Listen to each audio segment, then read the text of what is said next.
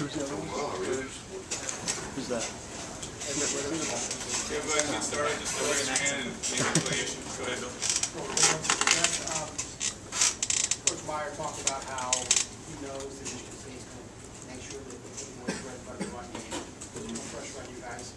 How good do you think you are to handle that challenge? Well, you know, I feel good about it. I mean, I think we've made strides in the past 8 months and really in the past 3 weeks. So we're ready for it. I mean, it's definitely going to be a challenge, but we're up for the challenge. Which guys do you think are really ready, really emerging right now? I think that Devin Smith obviously has made a number of plays, and I feel good about where he is and where he's going to be. Philly Brown has come along and really drawn a lot of attention in coverage. So Jake Stoneburner also, and then Evan Spencer's had a pretty good year so far, just as far as development and getting better. And you know, we'll see that needs to continue, but I feel good about where we are right now. Right here, Austin Ward, ESPN.com. Zach, what is it like to coach a guy like Devin right now? Because he seems to make all the hard plays, and there have been some relatively easy ones that have slipped away. Yeah, I mean, you know, he's really also, it's awesome to coach him because he's such a competitive kid that not making even a hard play, you know, a hard catch, maybe an uncatchable ball, he feels like he should catch it. So it's really easy to coach him because he's as hard on himself as I could ever be on him. So and he'll get better at those things, you know, just focusing and locking in on the football. And he's obviously capable because he's made some catches that are unbelievable, and then some of the easier catches that he hasn't made. He'll continue to get better at that. Dave Biddle, Bucknuts. Zach, what are you seeing out of Michael Thomas at this point? I know he got his first playing time on Saturday, got a 6-yard reception. What does he need to get better at? What's kind of holding him back at this point? You know, he just needs to continue to develop. I mean, it's just an accountability where, as the receivers, we're going to make sure that every guy that goes in the game is going to get his job done as a unit. Our whole group's going to do that, and we feel good about where Mike is right now. And he's going to continue to get better. He's going to play again Saturday, and he's going to, you know, get more playing time as the season goes on. Right in front, Rusty. Rusty Miller, AP. Zach, I know you haven't spent a whole lot of time with the players since the game, but do you get the sense that they realize they're kind of turning the page? This is another stage now. We won the Big Ten. This is a little bit different than what they're going through. Yeah, I mean, you could feel it at practice yesterday, and it's a little different buzz. I mean, it's not a non-conference game anymore. This is Big Ten football. I mean, it's a whole different mentality around here, and you can feel it. Not as much. I can't really explain what it is. You know it's different. It just feels different. Back far left, Matt.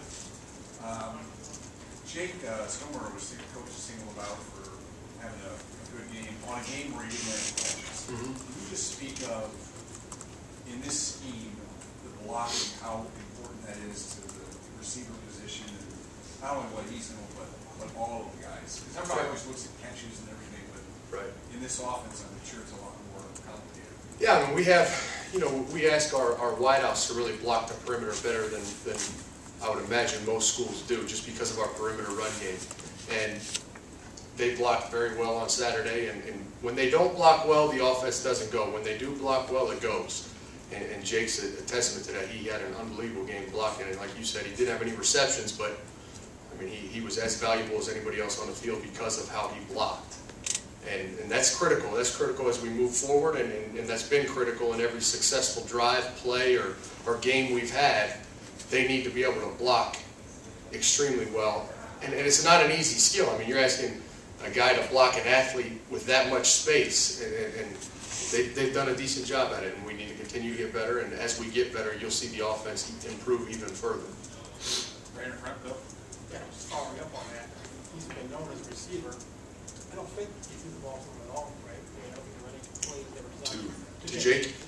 Well, I mean, he was a viable option on a number of plays, but their structure of coverage, no, he didn't have any catches. In terms of, I mean, that's his forte or has been. How is he adjusted to the blocking role and taking that? I mean, he's adjusted well. I mean, he's where he's at right now as far as a blocking standpoint. He's made tremendous improvements from fall camp, spring practice, even until now. And he's done a nice job, and I feel confident with him out there. He's a big body guy that's extremely athletic, and he's a tight end by trade, but obviously lining up in a lot of receiver sets because he's so athletic, and he's done a good job. Over on the left, Brandon. Brandon gets those deals. And Coach Myers talks about wanting to get the ball in the hands of his playmakers and writing out guys' names he wants to get the ball to. When you have a week like that where a guy like Jake doesn't catch a pass, does he come in and say, hey, we got to make sure we get this guy more involved? Or?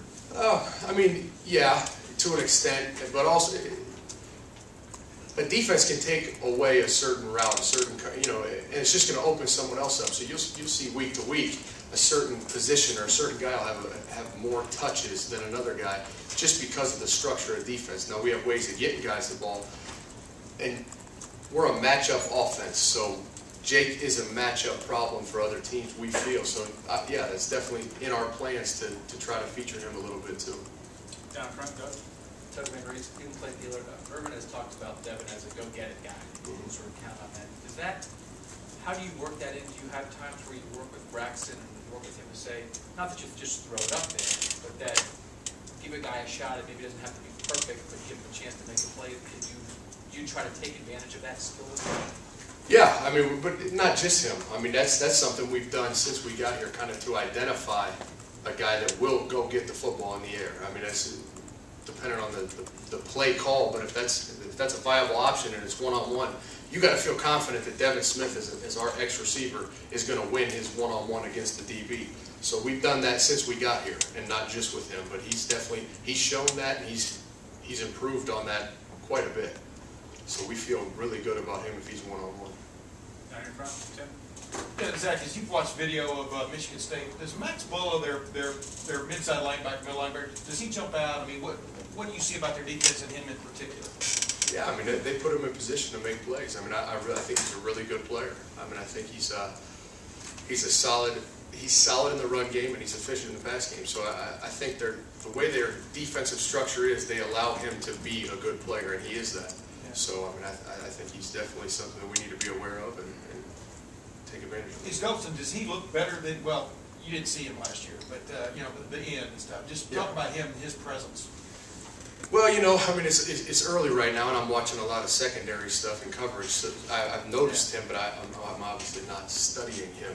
But I mean, I think he's a very talented player. He's a big, athletic dude that can run now. I mean, and I think he'll be a matchup problem for anyone, and I think we'll obviously have to have a plan for that. But he's a talented kid. Over there on the left, Dave. Hey, Zach, Dave, that's 6 at WCBA. How much of the development in Ohio State's passing game this year rests on the shoulders of the receiving core, and how much of it rests on the improved play of the quarterback? I'm sure it's a little of both, but you can kind of tell us where the improvements are. Yeah, I mean, I think it's really both. I mean, I think the receivers need to continue to develop, their route running and catching the football, and developing the trust with the quarterbacks so that it's cooking, it's efficient, and that's not something that is, oh, the quarterback needs to get better, oh, the wideouts need to get better. I mean, honestly, they both need to get better, and the trust developed from getting better will produce a greater pass game, a more efficient pass game. So I think it's something that we definitely need to improve, and the quarterbacks need to trust that we are going to win, trust that we are going to get open, and when they do, that's when you're really, really efficient in the throw game. Got time for one more? Okay, Coach Smith will be available outside the return for about 7 or 8 minutes. Thank you.